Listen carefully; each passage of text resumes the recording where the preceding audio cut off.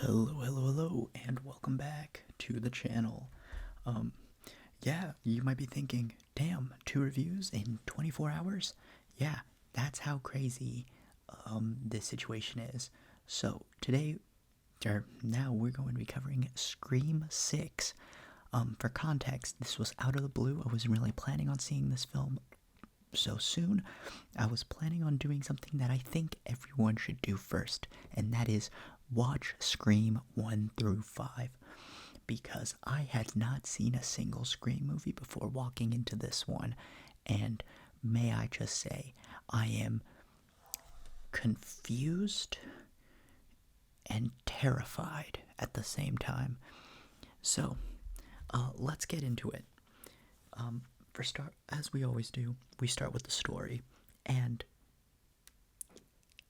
the story is good.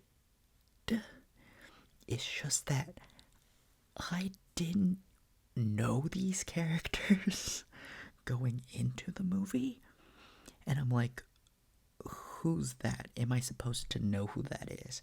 Like, I know the actors and actresses in the film, but I did not know who they were in the context of the universe, which, yeah, is all on me. So I won't knock the story aspect of this movie down a few pegs just because I was too dumb to go see the first 5.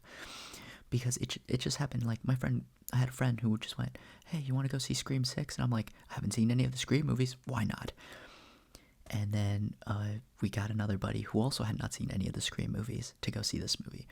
And we all enjoyed it.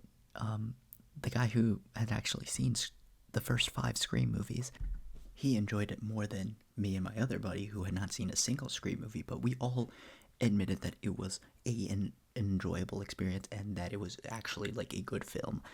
So in terms of story, it's a hand grenade, but it can only get better once I have more context surrounding the universe, which is something that's going to come up a lot in this film. This is a film that can easily go up the rankings if I see its prequels, the predecessors.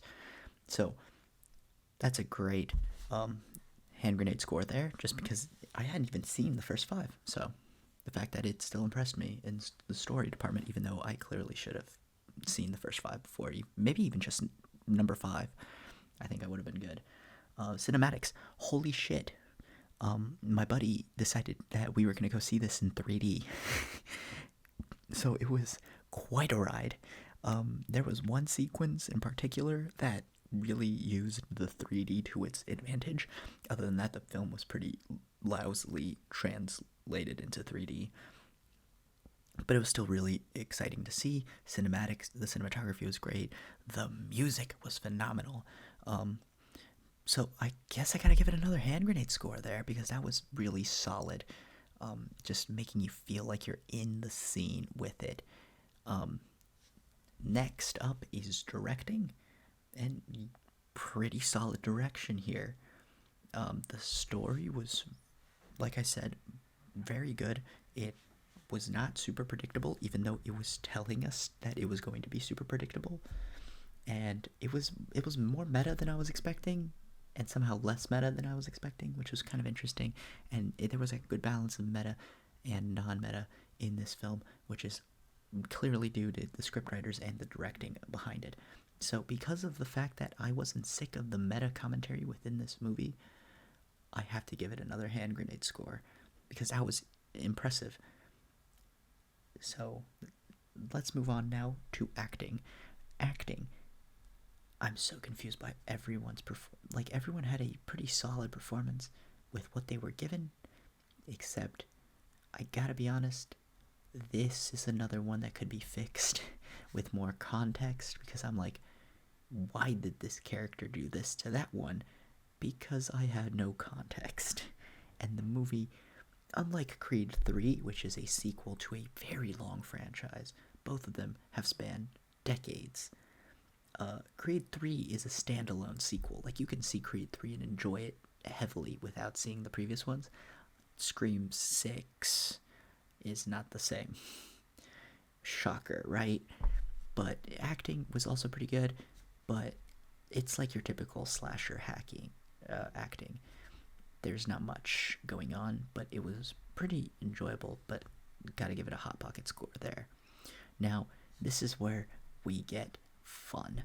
My expectations slash experience. God, I wasn't expecting much because I didn't know what to expect. So it just went all over the place for me with this film. I'm still trying to wrap my head around what I witnessed because there were moments where I'm like, okay, this is like getting a little cheesy, and then all of a sudden it's chin, chin, chin, chin, and like so much stabbing. Like at one point, the guy gets a gun and just decides, you know what, fuck it, let's go stab again. I would talk spoilers, but I really don't know what would even be considered a spoiler because I haven't seen any of them. So I'm not going to talk any spoilers here because I want to leave that up for you guys to experience. And God, what an experience. Me and my buddies, we were like we were into the movie the whole time. Like, it wasn't that cheesy horror flick that I was expecting. I was kind of expecting a cheesy horror flick due to all the stories behind it. What I really like is the main character's name being Carpenter, which I'm fairly certain is a reference to the Halloween director John Carpenter. I'm actually going to fact check myself there to make sure I was right and didn't just spit out a false narrative right there. But it was a really fun little nod to the name. Yep, John Carpenter was the director of Halloween. Good. Okay, not going crazy. And I really liked, because the whole time I'm like, was Carpenter the one who filmed Scream, or did he do a different horror movie? And that's when I realized that the original was Wes Craven, and I'm like, yeah, so it was like a different one, and I'm pretty sure it was Halloween, and I just double checked, and it was Halloween. But in all actuality, my expectations, it surpassed my expectations. It probably helped that I didn't have many going into it because I had not seen any of them. Like, I had heard what happened. I had heard, like, some of the actors weren't coming back. Some of them got killed off in the last one. I don't know. I'm confused. It's pretty easy to state that, yes, you should go see this, but make sure you see Screams 1 through 5 first before seeing Scream 6. I don't know how many times I will state this, but it is crucial to watch the movies that lead up to the one that you're going to see. Good thing I watched all the John Wicks. Good thing I watched all the Creeds, because I'm going to get to experience those knowing the previous versions. I am happy I also experienced Scream 6 without having watched any of the other Scream movies. You live and you learn, and that's what we do here on the channel. I just talk a lot.